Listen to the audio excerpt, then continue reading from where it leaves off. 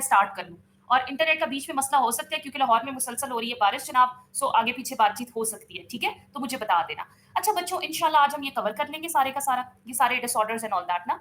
अब चलते हैं स्टार्ट करते ब्रोंकाइटिस। अच्छा, उससे पहले से स्टार्ट करूँ, आपको म्यूकस और पस का डिफरेंस पता होना चाहिए। हल्का-सा बता देती हूँ। म्यूकस हम कहते हैं रेशे को। म्यूकस किसको कहते हैं? रेशे। जो आपकी नाक में मौजूद है, जो आपकी नोज़ के अंदर मौजूद है, वेट और स्टिकी सब्सटेंस होता है। पता है क्या होता है? जब आप बीमार होते हो तो अंदर बैक्टीरिया पैदा होता है, वायरस पैदा होता है और जब आप खांसी करते हो, कफिंग करते हो या आपको फ्लू होता है, तो म्यूकस क्या है? प्रोटीन का बना हुआ है। इसके साथ के साथ ये बैक्टीरिया भी निकल जाता है, ये वायरस भी निकल जाता है। क्या ये बात समझ में आई बच्चों? तो इसलिए हम समटाइम्स कहते हैं आपको फ्लू हो गया, ये अच्छी बात है। आपका जो बैक्टीरिया और वायरस है, वो फ्लू के थ्रू बाहर निकल रहा है। तो म्यूकस बेसिकली किसको कहा जाता है? जो आपका रेशा होता है, उसको कहा जाता है, ठीक है? अब आ जाते हैं पस किसको कहते हैं। अल्लाह ताला ने हमारी बॉडी में मुख्तलिफ किस्म के सेल्स बनाए हुए, कलेक्शन। रेड ब्लड सेल्स होते हैं, व्हाइट ब्लड सेल्स होते हैं, प्लेटलेट्स होते हैं। इनमें से जो व्हाइट ब्लड सेल्स होते हैं ना, हमारी बॉडी में जितने इन्फेक्शन होते हैं उनसे फाइट करते हैं। कभी कभी पता है क्या होता है, फाइट करते करते ये खुद मर जाते हैं, वायरस ज्यादा ताकतवर है। तो वो जो कलेक्शन, अब हम अपनी बॉडी के अंदर मरी हुई चीज रखेंगे? अगर वो सेल्स मर गए, उनकी डेथ होगी, हम उनको बॉडी में रखेंगे? नहीं, हमने उनको भी बाहर निकालने, वरना तो जहर फैल जाएगा।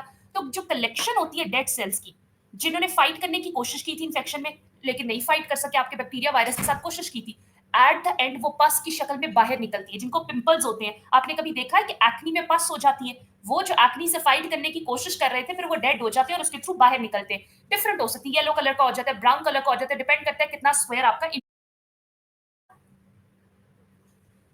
आगे चलते हैं। अब सबसे पहला जो मेरा बेटा, दैट इज ब्रोंकाइटिस। ब्रोंकाइटिस में क्या होता है? कहते हैं ब्रोंकाइटिस एक ऐसी बीमारी है जिसमें इन्फ्लेमेशन, स्वेलिंग हो जाती है, सोजिश हो जाती है। किसके अंदर? आपने पढ़ा था एयर पैसेज वे में, ट्रैकिया होता है, ट्रैकिया दो में तकसीम होता है, ब्रोंकाई कहते हैं उसको, और वो आगे ब्रांचेस में तकसीम होता है जिसको ब्रोंकियोल्स कहते हैं। कहते हैं ब्रोंकाइटिस में दोनों में से किसी एक में हो सकती है, वर्ड और यूज हुआ है, या तो ब्रोंकाई में हो जाती है या फिर ब्रोंकियोल्स के अंदर हो जाती है, दोनों में से किसी एक में होती है। यहां तक बात समझ आ गई बच्चों? Everyone is it clear? Muniba Fatima, मेरा बेटा आपको क्लियर है? कुछ समझना है मुनीबा, मुझसे पूछ सकती हो, ठीक है? अच्छा जी, दैट्स वेरी गुड, यहाँ तक आप सबको क्लियर है। अच्छा आगे चलते हैं, इसके नतीजे में क्या होता है? अब मुझे एक बात बताओ, कहते हैं वायरस, बैक्टीरिया और कोई भी केमिकल इरिटेंट, जो लोग सिगरेट पीते हैं और उनके सिगरेट के अंदर, टोबैको स्मोक के अंदर जो सिगरेट के केमिकल्स होते हैं, जो बड़े खतरनाक होते हैं। अब जब वायरस बैक्टीरिया आपकी बॉडी में जा रहा है, तो वो जाके ग्रो करेगा, या जो केमिकल आपकी बॉडी में जा रहा है वो जाके फैलना शुरू करेगा, अपना असर दिखाएगा? बिल्कुल करेगा। उसके नतीजे में स्वेलिंग होना शुरू हो जाती है और म्यूकस, रेशा निकलना शुरू हो जाता है। आओ जरा इसको देखते हैं। कहते हैं जब रेशा निकलेगा, एक ट्यूब ऐसी है, एक ट्यूब ऐसी है, इसमें रेशा बनना शुरू हो गया और हम कह रहे हैं स्वेलिंग भी हो रही है। मुझे बताओ, आपका पैसेज नैरो होगा? नैरो मतलब तंग हो जाएगा, एयर का गुजर जरा कम हो जाएगा, ब्रीथिंग में प्रॉब्लम होगी कि नहीं होगी? हमने कहा स्वेलिंग हो जाएगी, पैसेज नैरो हो जाएगा और ब्रीथिंग में भी दुश्वारी होगी। बिल्कुल ऐसे ही ब्रोंकाइटिस में देखो, ये तो ओपन पैसेज है, आराम से काम हो रहा है, हवा अंदर भी आ रही है, बाहर भी जा रही है, ऑक्सीजन अंदर आ रही है जनाब, कार्बन डाइऑक्साइड बाहर की तरफ मूव हो रही है। लेकिन अगर इसको देखो, स्वेलिंग हुई हुई है, इन्फ्लेमेशन हुई हुई है, म्यूकस, रेशा निकल रहा है, नैरो हो गया पैसेज, सांस लेने में दुश्वारी हो रही है। और इसके अंदर हम क्या कहते हैं, ये जो स्वेलिंग है वो किसके अंदर होती है? या तो ब्रोंकाई में या फिर ब्रोंकियोल्स के अंदर। यहां तक आप सबको ब्रोंकाइटिस के ऊपर, और पेपर में ये भी पूछा जाता है, लिख लेना इस बात को जो मैं बता रही हूँ। टाइप्स ऑफ ब्रोंकाइटिस क्या है, आपसे पेपर में शॉर्ट क्वेश्चन पूछ लिया जाता है। अब आप देखो मैंने कैसे लिखा हुआ है, इसकी हेडिंग बनाई, इसकी हेडिंग बनाई, इसका एरो लगाया, सारी बातें लिख दी, बुलेट्स डाल दी यहाँ पे, ठीक है? आप कोई भी बुलेट डाल दो, इस तरह से डाल दो, it's all up to you. और लेकिन इस क्वेश्चन को ऐसे स्टार्ट नहीं करना, स्टार्ट में थोड़ा सा ब्रोंकाइटिस के बारे में बताना है, एक लाइन में बता दो, चाहे यहाँ पे ब्रोंकाइटिस की हेडिंग दो और उसकी एक लाइन के आगे उसके बारे में बता दो, जी ये स्वेलिंग होती है ब्रोंकाई और ब्रोंकियोल्स में, दैट्स इट। इतनी भी बात बहुत है, बिकॉज आपसे बेसिकली क्वेश्चन वो नहीं किया गया, लेकिन आपने कहानी बना के बतानी है। सो इस तरह से अटेम्प्ट करना है। क्या ये बात समझ में आई मेरा बेटा? कि क्वेश्चन आप समझो, एग्जामिनर को कुछ नहीं पता, आपने उसको एक तरह से ब्रोंकाइटिस भी बता दिया, आपने उसको एक तरह से उसकी टाइप्स भी बता दी, और सिर्फ एक को पता है, हर बीमारी दो तरह की होती है। एक होती है एक्यूट, हल्की फुल्की, जैसे हल्का फुल्का बुखार हो गया, पैनाडोल खाई, एक दो दिन में ठीक हो गए, इसको कहते हैं एक्यूट, जो थोड़ी देर के लिए होता है। एक होता है क्रॉनिक ब्रोंकाइटिस, क्रॉनिक क्रॉनिक बीमारी होती है जो लंबी पड़ जाती है, लटक जाती है। आपने ख्याल नहीं रखा अपना, अगर आप हल्के फुल्के बुखार का भी ख्याल नहीं रखते हो, आप मुसलसल ठंडा पानी पी रहे हो, आप मुसलसल बाहर जा रहे हो सर्दी में, आप मुझे बताओ वो बुखार खराब होगा कि नहीं होगा? ऑटोमेटिकली खराब होगा, आप ठीक नहीं होगे, आप मजीद खराबी की तरफ जाओगे, बिकॉज आप अपना ख्याल नहीं रख रहे हो। तो वो चीज जो लटक जाती है, वो चीज जो खराब हो जाती है, उसको क्रॉनिक कहते हैं, उसको स्वेयर डिसऑर्डर कहते हैं। ठीक हो गया? शॉर्टर टाइम के लिए होता है स्वेयर, और ये बहुत ज्यादा स्वेयर होता है, ये 2 हफ्तों के लिए होते हैं। सारी बात है, एक्यूट है, हल्का फुल्का है, ज्यादा देर कितने अरसे रह जाएगा? 1 हफ्ते, 2 हफ्ते, बड़ी मार है 3 हफ्ते, दैट्स इट। इसके अलावा कहते हैं इसमें कोई परमानेंट डैमेज नहीं होता, बिकॉज वो एक्यूट है, वो हल्का फुल्का है, उसने रिकवर कर जाना, तो उसमें परमानेंट डैमेज नहीं होता आपकी ब्रोंकाई या ब्रोंकियोल्स के ऊपर। लेकिन क्रॉनिक की बात करते हैं तो हम कहते हैं स्वेयर डिसऑर्डर है, खतरनाक बीमारी है, लटक चुकी हुई है, फैल चुकी हुई है आपकी बॉडी में। इसमें क्रॉनिक इन्फ्लेमेशन होती है। इन्फ्लेमेशन आप सबको पता है क्या होती है? स्वेलिंग। कहता बड़ी खतरनाक स्वेलिंग होती है। आपको पता है इसका टाइम पीरियड क्या है? 3 मंथ से लेकर 3 महीने से लेकर 2 सालों तक रह सकता है, 2 इयर्स तक। और इसका क्या है? 2 वीक्स लिखा हुआ है। अब ये बातें याद रखना, बच्चे इसको यहाँ लिखाते हैं, इसको यहाँ लिखाते हैं, आपने ये काम नहीं करना। यहाँ तक सबको क्लियर है मेरा बेटा? Everyone is clear? आगे चले चले जी, दैट्स वेरी गुड। सिम्टम्स के ऊपर कहते हैं खांसी होगी, आपको कफिंग होगी, माइल्ड विजन। आपने कोई ऐसा बंदा देखा जो सांस लेता है तो उसकी सांस में खरखराहट की आवाज आती है? क्यों? बिकॉज उसका पैसेज खराब हुआ है, उसको सांस लेने में दुश्वारी आ रही है। इसको माइल्ड विजिंग कहते हैं। Whistling sound when breathing out, कहते हैं जब आप सांस ले रहे हो तो आपकी विस्लिंग साउंड आ रही है। बुखार हो जाता है आपको। चिल्स, चिल्स का मतलब होता है कभी ऐसा हुआ है कि बाहर गर्मी है या मौसम भी ठीक है लेकिन आप सर्दी से काम कर रहे हैं क्योंकि आपको बुखार हुआ है, इसको कहते हैं chills. Feeling of being cold और शिवरिंग, आप शिवर कर रहे हो। शॉर्टनेस ऑफ ब्रीथिंग तो तुम सबको पता है, लाजमी है। आपका पैसेज स्वेल हुआ है, उसमें म्यूकस भरी हुई है, तो सांस लेने में तो दुश्वारी होगी। और तब ज्यादा दुश्वारी होगी जब आप हार्ड जॉब कर रहे होगे। जैसे कोई मजदूर है, जब वो अपना काम कर रहा होगा और उसको ब्रोंकाइटिस होगा तो फेरा कह रही है मैम बार बार क्लास कट हो जाती है। ये कितने बच्चों के साथ हो रहा है या सिर्फ फेरा के साथ हो रहा है, मुझे ये बता दो। अब आ जाते हैं एस्थमा के ऊपर। अच्छा, एक और बात, मैंने ना थोड़े डिसऑर्डर आगे पीछे करके लिखे हुए ताकि आप लोगों को ज्यादा बेहतर समझ आ जाए। मैंने इंपॉर्टेंट वाले पहले लिख दिए, जरा हल्के वाले उनको जरा बाद में लिख दिए, सो परेशान नहीं होना। एस्थमा, अच्छा मुझे यहाँ लिखा हुआ है asthma is a form of allergy. Allergy तो हर इंसान को मुख्तलिफ चीज से होती है। किसी को भी पोलन से एलर्जी है, किसी को परफ्यूम से एलर्जी है। आपने देखा है एस्थमा पेशेंट को ट्रिगर करती हैं वो चीजें, उनको जैसे ना आप उनको तंग कर रहे हो किसी चीज से। किसी को पेट्रोल से एलर्जी है, पेट्रोल पंप पे जाएगा अस्थमा का अटैक हो जाएगा। किसी को डस्ट से एलर्जी है, डस्ट में जाएगा, डस्ट उसको अस्थमा का अटैक हो जाएगा। तो क्या ये बात ठीक लिखी है कि asthma is a form of allergy? हमने कहा बिल्कुल, it is a form of allergy. ये हर बंदे को डिफरेंट एलर्जन से होती है। किसी को किसी से एलर्जी हो सकती है, किसी को किसी दूसरी चीज से हो सकती है। लेकिन अब एक बात है यहाँ याद रखने वाली, पीछे ब्रोंकाइटिस में क्या पढ़ा था? या तो इन्फ्लेमेशन आपकी ब्रोंकाई के अंदर होती थी या फिर आपकी ब्रोंकियोल्स के अंदर होती थी। यही बात पढ़ी थी हमने। और का वर्ड कहते हैं यहाँ दोनों में होगी। आपका ब्रोंकाई भी स्वेल हो जाएगा, आपकी ब्रोंकियोल्स भी स्वेल हो जाएगी। ठीक है, म्यूकस की प्रोडक्शन रेशा यहाँ भी निकलेगा और आपका पैसेज जो है वो नैरो हो जाएगा, सुकड़ जाएगा, श्रिंक हो जाएगा और सांस लेने में आपको दुश्वारी होगी। इसका कॉज क्या है? कहते हैं एस्थमा पेशेंट का जो कॉज है वो बेसिकली पता है क्या? एलर्जेंस है। ये सेंसिटिव होते हैं towards the different allergens. Allergens क्या होते हैं? जो एलर्जी कॉज करते हैं। डस्ट हो सकती है, स्मोक हो सकता है, पोलन हो सकता है, परफ्यूम हो सकता है। पोलन क्या होता है? बच्चे अक्सर मुझसे सवाल करते हैं, हमें ये डायग्राम आ रही है, आपने फूल के अंदर ये चीजें देखी है? फूल के अंदर छोटे छोटे जर्रे होते हैं, उसके पोलन ग्रेन्स होते हैं, इससे हम पोलन कहते हैं। कुछ लोग होते हैं उनको फूलों से भी एलर्जी होती है। फूल उनके करीब लेके जाओ तो उनको एकदम से या तो स्नीजिंग स्टार्ट कर देंगे या कफिंग स्टार्ट हो देंगे या अस्थमा का अटैक हो जाएगा। तो इन्हें हम पोलन कहते हैं मेरा बेटा। और किसी भी तरह से ये सारे के सारे एलर्जेंस है, ये सारे के सारे आपके एलर्जेंस है, एलर्जी कॉजिंग फैक्टर है। इसके अलावा किसी को स्मोक से हो सकती है। अच्छा, जो स्मोक्स होती है ना ज्यादातर वर्कर्स को होती है, जो फैक्ट्री में काम करते हैं उनको होती है। पोल्यूशन से हो सकती है। यहाँ तक बातें क्लियर है बेटा? बात की हमने क्या कहा, ये डायग्राम नजर आ रही है? हमने एक और बात की, हमने कहा या तो क्या होता है आपका पैसेज ओपन रहेगा, जैसे ये ओपन है, सुकून है, आराम से सांस ले रहे हो, लेकिन स्वेलिंग दोनों के अंदर हो रही है। ब्रोंकाई में भी और ब्रोंकियोल्स में भी हो रही है। स्वेलिंग भी हो रही है, म्यूकस भी हो रहा है, पैसेज श्रिंक होगा, बिल्कुल होगा। सांस लेने में दुश्वारी होगी, हमने कहा बिल्कुल सांस लेने के अंदर। अब आ जाते हैं अस्थमा के सिम्टम्स क्या होते हैं। अब देखो एक बात सुनो, आप लोग मुझे कह रहे हो मैम अस्थमा जो है वो एक तरह की एलर्जी है, किसी इंसान को किसी चीज से एलर्जी होती है, किसी दूसरे इंसान को किसी दूसरी चीज से एलर्जी होती है। तो इसके symptom person to person vary करेंगे कि नहीं? जिसको तो ज्यादा अस्थमा का अटैक होगा, यानी कि वो जरा सी मिट्टी में जाएगा या जरा सी पोल्यूटेड एरिया के अंदर जाएगा तो उसको फौरन से अटैक हो जाएगा। तो पर्सन टू पर्सन वेरी करता है, किसी को हल्के अटैक होते हैं, किसी को स्वेयर होता है, डिपेंड करता है आपकी स्वेरिटी कितनी है। ठीक है, अब इसके जरा सिम्टम देखते हैं आगे। सबसे पहला सिम्टम आप सबको पता है, सांस लेने में दुश्वारी होगी, विजिंग, वही सांस में खरखराहट की आवाज आएगी बिकॉज आपका पैसेज ब्लॉक हुआ है, कफिंग। अच्छा मुझे एक बात बताओ, जब आपका पैसेज ब्लॉक है, आपको पता है लंग्स आपकी चेस्ट के अंदर होते हैं, क्या ये बात आप सबको पता है कि लंग्स कहाँ पर होते हैं? चेस्ट के अंदर होते हैं। ऐसा ही है मेरा बेटा? हमने कहा लंग्स जो होते हैं वो चेस्ट कैविटी में होते हैं, थोरैकिक कैविटी में होते हैं। अच्छा, अब जब आपके लंग्स जो हैं वो आपकी चेस्ट में है, ठीक है, और हम कहते हैं पूरे का पूरा ब्लॉकेज हुआ पड़ा है, म्यूकस अंदर भरा हुआ है, आपका पैसेज जो है वो नैरो हुआ है, हम यही बात कर रहे हैं। तो मुझे बताओ चेस्ट के ऊपर दबाव फील होगा, टाइटनेस फील होगी मेरा बेटा? कि ऐसे जैसे बड़ा दबाव है चेस्ट के ऊपर।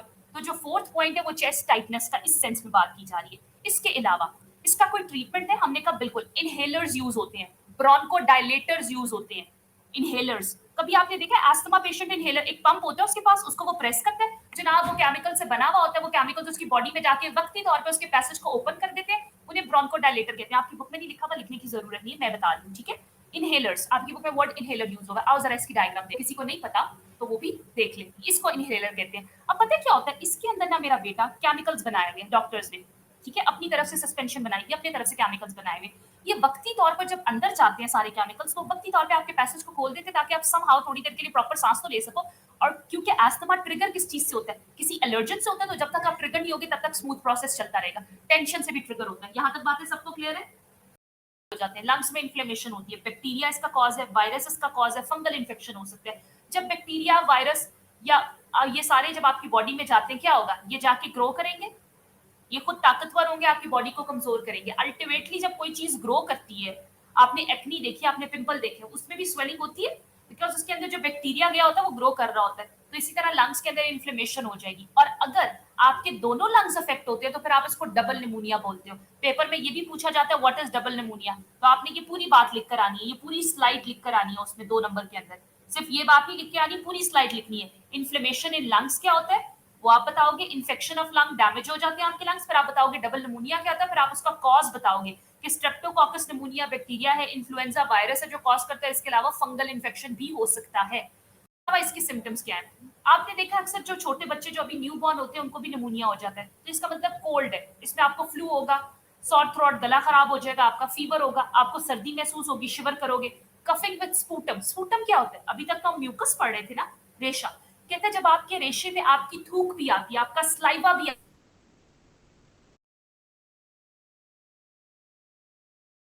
Shortness of breathing, obviously shortness of breathing तो होगी।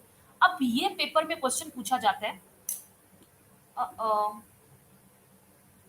अच्छा बच्चों आवाज आ रही है मेरा बेटा? एक दफा मुझे बता दो, कांपेगा, ठीक है। कफ विद स्पूटम, स्पूटम का मतलब क्या होता है? यहां तक बात समझ आ गई थी कि जब आपका स्लाइवा और आपका म्यूकस का मिक्सचर बनता है तो उसको स्पूटम कहते हैं, कि आपको खांसी में अब स्पूटम भी रिलीज होगा। ये शॉर्ट क्वेश्चन अक्सर पूछा जाता है कि वो कौन सा डिसऑर्डर,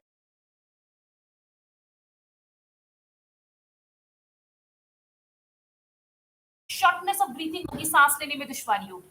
अब बच्चों ये जो लास्ट वाला बताने लगी ना, ये शॉर्ट क्वेश्चन अक्सर पूछा जाता है कि वो कौन सा डिसऑर्डर है जिसमें पेशेंट का कलर डस्की और पर्पल हो जाता है। तो आपने याद रखना है वो निमोनिया है, वो इम्फिजिमा नहीं है, ठीक है। इम्फिजिमा में 50 to 70% लंग्स डैमेज हो जाते थे, निमोनिया में कलर ही चेंज। मुझे ये बताओ, हल्का फुल्का बुखार होता है तो उसमें बंदा लगता है कि बीमार बीमार है, कलर चेंज हो जाता है बॉडी का, स्किन का कलर चेंज हो जाता है, डल हो जाता है इंसान। तो निमोनिया जिसके इतने सारे सिम्टम्स हैं, इसमें पता है इंसान के पेशेंट का कलर कैसे हो जाता है, स्किन का डस्की। आपने रेत देखी है, मट्टी देखी है, उस कलर का हो जाएगा, रेडिश से कलर का, ब्राउनिश से कलर का, पर्पल कलर का, पर्पल कलर का हो जाएगा। क्यों? Because of the poor oxygenation of the blood. आपको सांस प्रॉपर नहीं मिल रहा। आपने देखा है कि बच्चों को नेबुलाइजर लगाए जाते हैं, वो नेबुलाइजर, उनके मास्क लगाए जाते हैं, नेबुलाइज किया जाता है। क्यों नेबुलाइज किया जाता है? ताकि वो जो रेशा अंदर बना हुआ है वो साफ हो जाए और ऑक्सीजन का गुजर आसानी से हो जाए। तो पुअर ऑक्सीजनेशन है, इस वजह से डस्की कलर का हो रहा है, इस वजह से पर्पल कलर का हो रहा है। एम आई क्लियर बच्चों? कोई कंफ्यूजन, कोई प्रॉब्लम मेरा बेटा? यहाँ तक सबको क्लियर है बेटा?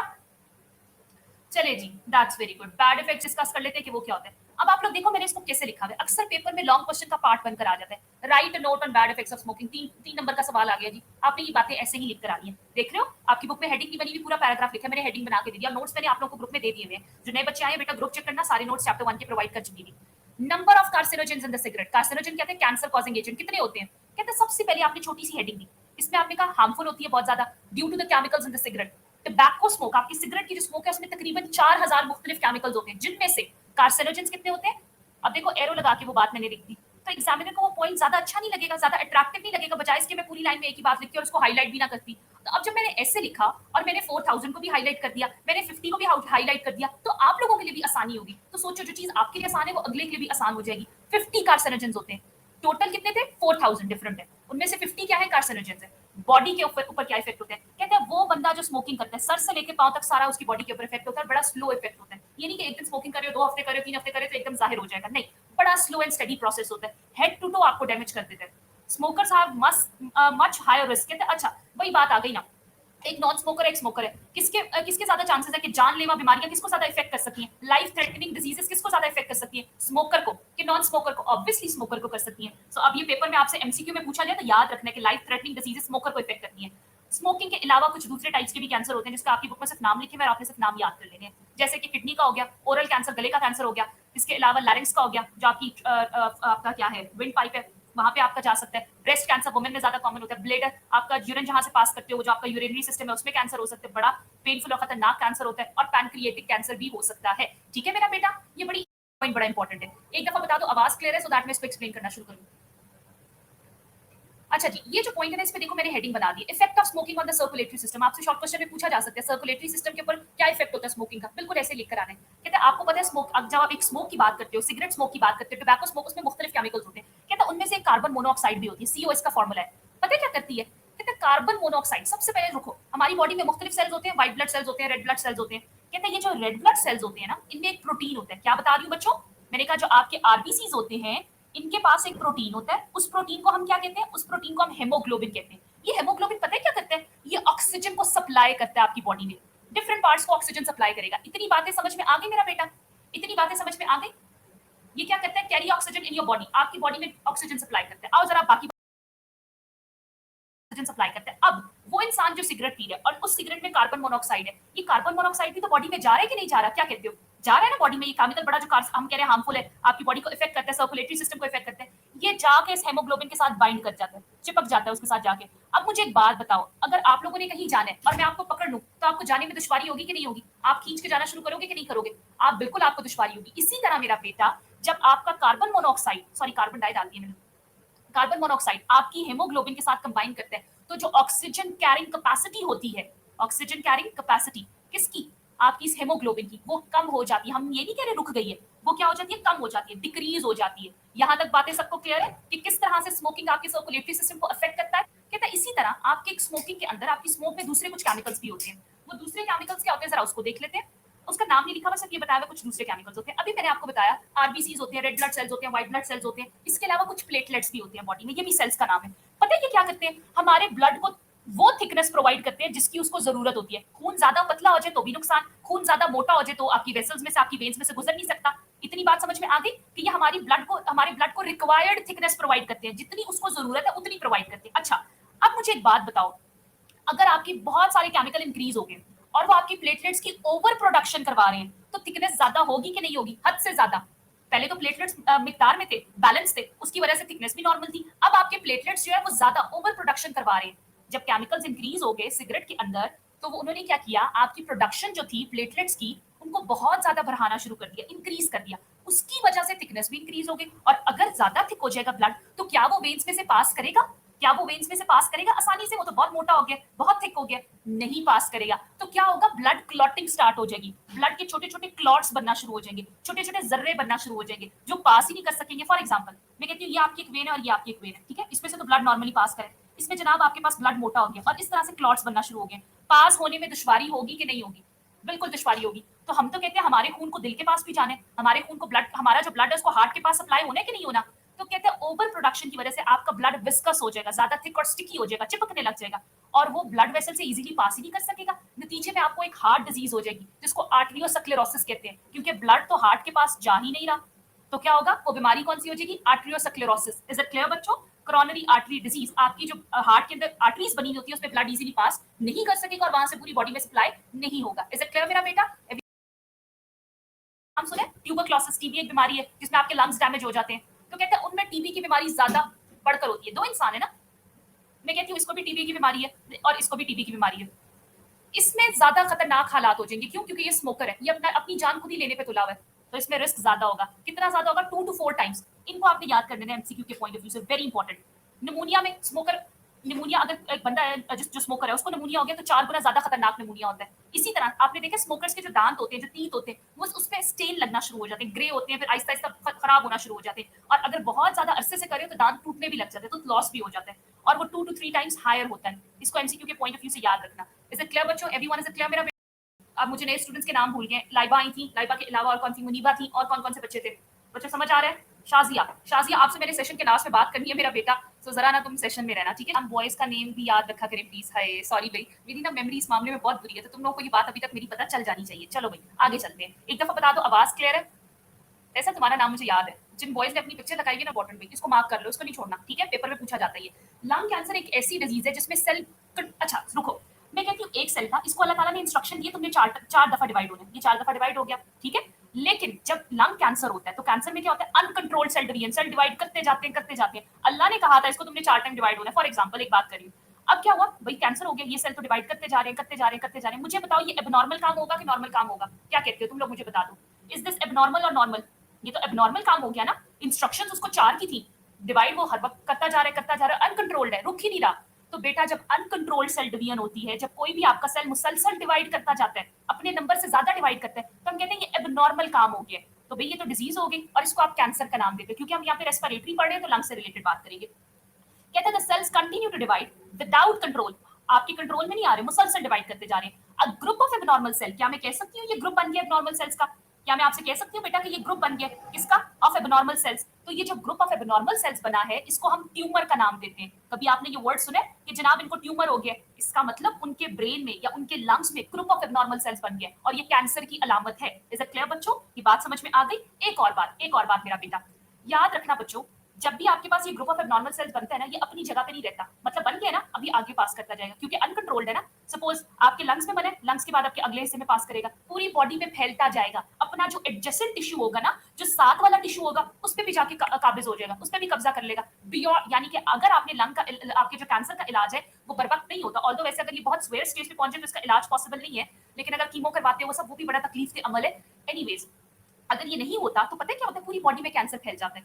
आप समझ आई कि क्यों कहते हैं कि कैंसर के जो पेशेंट्स होते हैं आप दुआ करें, अगर तो आपकी लास्ट स्टेज है तो अल्लाह ही आपकी मदद कर सकते हैं, इसलिए क्योंकि वो जो सेल है वो बॉडी में फैल जाते हैं, वो सिर्फ उस जगह को डैमेज नहीं करते। हमने कहा था ग्रुप ऑफ एबनॉर्मल सेल बन गया, यहाँ पे एक सेल बनना चाहिए था, यहाँ पे तो ग्रुप ऑफ एबनॉर्मल सेल्स बन गए। देख रहे हो कितने सारे सेल्स बनते जा रहे, बनते जा रहे। अब क्या करेंगे, इन ग्रुप ऑफ एबनॉर्मल सेल्स को हम क्या नाम देते हैं, ट्यूमर का नाम दे देते हैं। अच्छा, क्या ये सिर्फ अपनी तक रहेंगे? हमने कहा नहीं, ये क्या करते हैं, एडजेसेंट टिश्यू जो होता है, जो साथ वाला टिश्यू होता है, उसके ऊपर भी काबिज हो जाएंगे, फिर उससे आगे जाएंगे और उससे आगे जाएंगे, बियॉन्ड द लंग्स आपकी पूरी बॉडी में फैल जाएगा। यहाँ तक बातें सबको क्लियर है? शर्म कि जो आपका कैंसर होता है वो सिर्फ उसी एरिया तक रहता है। सो आप याद रखना कि मैम ने बताया था कि वो एडजेसेंट टिश्यूज में भी चला जाता है। अच्छा, एक और बात, लंग कैंसर जो है ना सबसे खतरनाक बीमारी है। इसमें जो पिछले सारे सिम्टम्स पढ़कर आ रहे हैं ना, आपकी बुक में तो 3-4 लिखे हुए, वो सारे के सारे हो जाते हैं, मतलब बंदा किसी काबिल नहीं रहता। शॉर्टनेस ऑफ ब्रीथिंग ऑब्वियसली होगी, इसके अलावा क्योंकि लंग्स के अंदर हो रहा है, इसके अलावा कफिंग खांसी होगी, लेकिन इस टाइम खांसी में ब्लड भी आएगा, किसी को म्यूकस भी आता है, पस भी आता है और ब्लड भी आता है बड़ी स्वेरिटी में। वेट लॉस तो होगा ही होगा क्योंकि इतनी खतरनाक बीमारी है। कहते हैं जो लंग कैंसर होता है, most of the common cause of the lung cancer related deaths, अब फॉर एग्जांपल हम कहते हैं कैंसर रिलेटेड डेथ्स कितनी हो रही है वर्ल्ड वाइड, तो ये एक रेशो दे दिया गया। अच्छा, आपकी बुक में ये जो साइड बॉक्सेस में चीजें लिखी हुई है ना, इनको मैं नाम भी बताऊं तो तुम लोग कर सकते हो, बिकॉज उसमें सिर्फ डिजिट्स लिखे हुए हैं, उसमें सिर्फ परसेंटेजेस लिखी हुई है, तो आपने एमसीक्यूज के पॉइंट ऑफ व्यू से याद जरूर कर लेनी है, ठीक है मेरा बेटा, कि ये एमसीक्यू में आ सकती है, वो आ सकती है, ठीक है। तो दोज आर वेरी, तो कुछ भी पूछा जा सकता है। अच्छा जी, आगे आजा, कॉज क्या होता है कैंसर का? हमें ये तो पता है, लंग कैंसर की बात करें, जो लोग सिगरेट पीते हैं जनाब, सिगरेट में बड़े खतरनाक केमिकल्स होते हैं। हमने कहा सिगरेट स्मोक के अंदर कार्सिनोजेंस होते हैं। कार्सिनोजेंस क्या होते हैं? Cancer causing chemicals, cancer causing agents होते हैं। ये तो हो गया एक कॉज। स्मोकिंग, जो लोग स्मोकिंग करते हैं उनके तो हालात खराब होंगे ही होंगे, लेकिन आयनाइजिंग रेडिएशन ये क्या होता है? अच्छा, मुझे बात सुनिए कि अपना जो खाना है उसको प्लास्टिक के बर्तन में ना आप उसको गर्म करें, आप उसको किसी दूसरे यूटेंसिल में गर्म कर लो या किसी दूसरे में कर लो। क्यों? क्योंकि प्लास्टिक के साथ जब आपकी माइक्रोवेव की हीट रिएक्ट करती है, जब प्लास्टिक के साथ आपकी माइक्रोवेव की जो रेज है वो रिएक्ट करती है, तो आपके प्लास्टिक में ऐसे केमिकल्स बनते हैं जो कार्सिनोजेनिक होते हैं।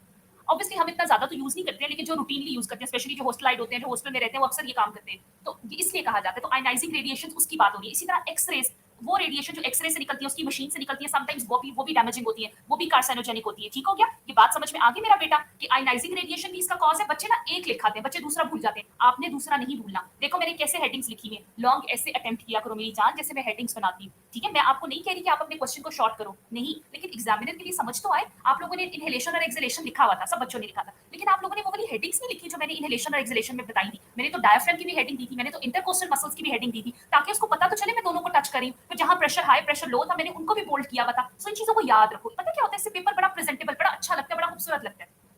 अच्छा जी, इसके अलावा स्मोकिंग मेन कॉज ये हमें पता है, लेकिन इसके अलावा आयनाइजिंग रेडिएशन भी इसका कॉज है। लंग कैंसर का रिस्क जो होता है आपको पता है, दो इंसान बना रही हूँ मैं, कहती हूँ एक स्मोकर है जो स्मोकिंग करता है और एक स्मोकर नहीं है, तो जाहिर बात है इसमें फिर रिस्क कम होगा ना, इसको लंग कैंसर जरा हो सकता है लेकिन कंपैरेटिवली कम होगा। कहते हैं जो आपका सिगरेट स्मोक होता है उसमें कितने कार्सिनोजेंस होते हैं, आप सबको पता है कार्सिनोजेंस क्या, कैंसर कॉजिंग एजेंट कितने होते हैं, 50 से भी ज्यादा, ओवर 50 होते हैं। इसके अलावा पैसिव स्मोकिंग क्या होती है, एक्टिव स्मोकिंग। एक इंसान जो सिगरेट पी रहा है, ठीक है, मैं कहती हूँ एक इंसान है ये स्मोकर है, ये एक इंसान है जो उसके साथ खड़ा हुआ है, स्मोकिंग नहीं कर रहा लेकिन बस खड़ा हुआ है, तो ये जो है ये एक्टिव स्मोकर हो गया जो सिगरेट पी रहा है, और जो पास खड़ा हुआ वो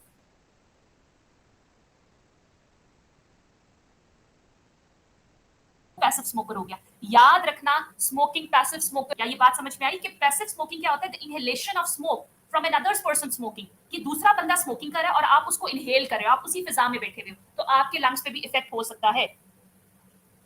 रसोलिया जिसको कहते हैं, हम ये बात नहीं करें शाजिया, हाँ ट्यूमर ही होता है वो भी। अच्छा बच्चों, आवाज क्लियर है? मुझे एक दफा बता दो।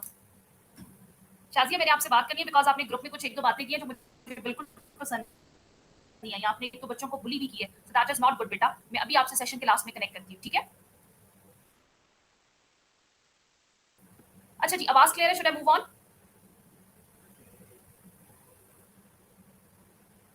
Very good. इसके अलावा क्या बात लिखी हुई है? अच्छा एक और बात, कहते हैं आपको पता है कि जो सिगरेट होता है उसके दो एंड्स होते हैं, आप सबको ये बात पता है। एक का होता है जैसे स्मोक निकल रहा होता है, और एक उसका लास्ट वाला एंड होता है।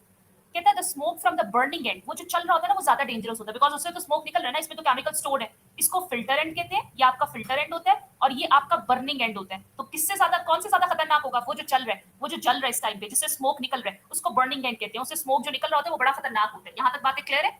अच्छा, इसके अलावा एक और बात लिखी हुई थी, cigarette doesn't expire but the person smoking, हाँ बिल्कुल ऐसे ही है यशा। अच्छा जी, कंट्रोलिंग ऑफ लंग कैंसर, पता है क्या इसमें मैं बता देती हूँ उर्दू में क्या बात लिखी हुई है। आप सबको पता है WHO क्या होता है? वर्ल्ड हेल्थ ऑर्गेनाइजेशन है हमारी, एक और लेने ये करने, कोरोना आ गई ये सब करें। अब उन्होंने पता है क्या किया? उन्होंने कहा टोबैको की ना एडवर्टाइजमेंट बंद कर दो, टीवी के ऊपर कोई ऐड ना चले। क्या होगा? बच्चे अट्रैक्ट नहीं होंगे, तो स्मोकिंग का रेशो जरा कम हो सकता है। ठीक है बेटा, ये बात समझ में आ गई? एम्फिजिमा, मुझे एक दफा बता दो, आवाज क्लियर है, सो दैट मैं कंटिन्यू कर सकूं। सो ये सीन तो चलेगा आज। एनीवेज मैम, लाइट नहीं, इंटरनेट प्रॉब्लम, कोई बात नहीं शाजिया। एम्फिजिमा क्या होता है? आप सबको पता है एल्वियोलाई क्या होती है? हमारे लंग्स हैं, लंग्स में अल्लाह ताला ने क्या बनाए थे? सैक लाइक स्ट्रक्चर, थैलीनुमा स्ट्रक्चर्स बनाए थे। वो थैलीनुमा स्ट्रक्चर्स क्या करते थे? गैसेस एक्सचेंज में हेल्प करते थे, ग्रेप्स के बंचेस की तरह के स्ट्रक्चर्स थे। ऐसी बात हमने पढ़ी थी। अच्छा, कहते पता है क्या होता है? इसमें आपको इतनी खांसी आती है, आपको इतनी ज्यादा एक्सटेंसिव कफ होती है कि खांस खांस के आपका इतना बुरा हाल होता है कि जो आपकी एल्वियोलाई होती है वो डैमेज होना शुरू हो जाती है। क्या ये बात समझ में आई? इसमें आप, अच्छा इसका रीजन पता है क्या है? आपकी बुक में नहीं लिखा, मैं बता देती हूँ। एक तो स्मोकिंग है, और आपको पता है स्मोकिंग आपके लंग्स को डैमेज करते हैं। दूसरा पोल्यूशन है, वो जो वर्कर्स जो बहुत ज्यादा पोल्यूटेड एरिया में काम करते हैं, फैक्ट्रीज वगैरह में काम करते हैं, उनके साथ ये ज्यादा बीमारी हो जाती है। बात समझ में आई मेरा बेटा? इसमें आपको इतनी कफिंग होती है, इतनी कफिंग होती है आपके पोल्यूशन की वजह से, आपकी स्मोकिंग की वजह से, अल्टीमेटली आपकी जो एल्वियोलाई थी उसकी जो वॉल्स है वो डैमेज होना शुरू हो जाती है। ठीक है, आओ जरा देखते हैं, आपके लंग्स टिश्यू ब्रेक हो जाते हैं। और जब, अब मुझे एक बात बताओ, हम अगर एक दो चीज होती तो डॉक्टर उसको ठीक भी कर लेता, मिलियन की तादाद में आपकी एल्वियोलाई मौजूद है, क्या डॉक्टर मिलियन वाली चीज को ठीक कर सकता है कि नहीं कर सकता? इम्पॉसिबल है, ये तो ह्यूमनली पॉसिबल ही नहीं है ना कि वो एक बंदे की मिलियन की तादाद की जो एल्वियोलाई उनको ठीक करे, फिर उसके लंग टिश्यूज जो टूट गए उनको भी ठीक करे। तो इस बीमारी का कोई इलाज नहीं है। ठीक है, अगर इसमें आपकी एल्वियोलाई की वॉल डैमेज हो गई तो वो डैमेज हो गई है, अगर आपके लंग्स टिश्यू टूट गया तो वो अपनी ओरिजिनल पोजीशन पे वापस नहीं आ सकते। इसको जरा, आई होप सो ये डायग्राम आप सबको नजर आ रही है मेरा बेटा। अब इसमें जरा देखो क्या हुआ। पहली वाली डायग्राम देखो, बड़ा स्मूथ काम है, नॉर्मल एल्वियोलाई है। जरा इस वाली को देखो, काम खराब हो गया। एल्वियोलाई जो थी वो लटकना शुरू हो गई, उसकी वॉल्स डैमेज हो गई। इसके नतीजे में क्या हुआ?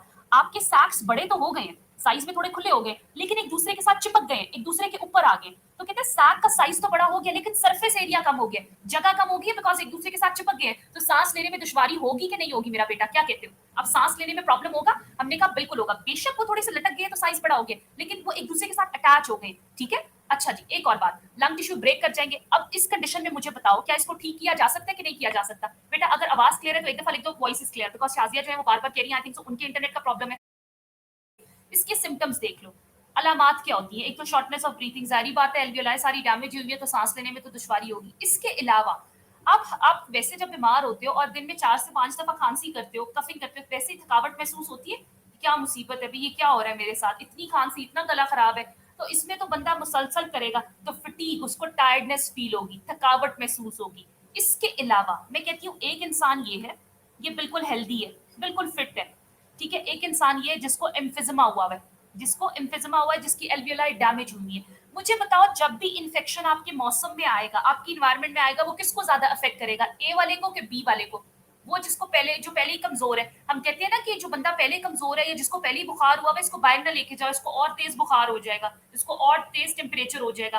तो इसका मतलब जो इंसान बीमार हुआ है, जिसको एम्फिजिमा है, उसको रेक्यूरेंट, रेक्यूरेंट का मतलब होता है बार बार रेस्पिरेटरी इंफेक्शन होगा, बार बार कभी फ्लू हो जाएगा, बार बार कभी कफिंग हो जाएगी, और वेट लॉस भी होगा, बिकॉज कफिंग की वजह से जब थकावट महसूस होगी तो आपके पूरे हालात खराब हो जाएंगे। अच्छा एक और बात, अब हम सोच रहे हैं इसका डिसऑर्डर, इस डिसऑर्डर का इलाज क्यों नहीं है, जरा ये लाइन पढ़ते हैं। कहता है by the time the symptoms of emphysema appear, कहता है जब आपके एम्फिजिमा के सिम्टम्स अपीयर होंगे तो पता है क्या होगा, पर्सन का 50 to 70%, कितना 50 to 70% लंग्स टिश्यू डैमेज हो चुके होंगे। और जो चीज 70% डैमेज हो जाए, इज इट पॉसिबल कि डॉक्टर उसको ठीक कर दे? इट्स नॉट पॉसिबल, ह्यूमनली ये पॉसिबल नहीं है, क्योंकि आपकी एल्वियोलाई भी मिलियन की तादाद में, और ऑक्सीजन लेवल ड्रॉप हो जाएगा। जाहिर बात है आपकी एल्वियोलाई जो है उसका सरफेस एरिया कम हो रहा है, तो ऑक्सीजन लेवल ड्रॉप होगा कि नहीं होगा, अंदर ऑक्सीजन प्रॉपर्ली आएगी नहीं, और इससे आपको हार्ट अटैक भी हो सकता है। बिकॉज हमें पता है कि एल्वियोलाई से होकर आगे दिल में जानी थी ऑक्सीजन, एल्वियोलाई से होकर बाकी बॉडी पार्ट्स में जानी थी, तो कोई सीरियस कॉम्प्लिकेशंस भी हो सकती हैं। इज इट क्लियर बच्चों? एवरीवन इज इट क्लियर मेरा बेटा? सबको ये कितने बच्चों को क्लियर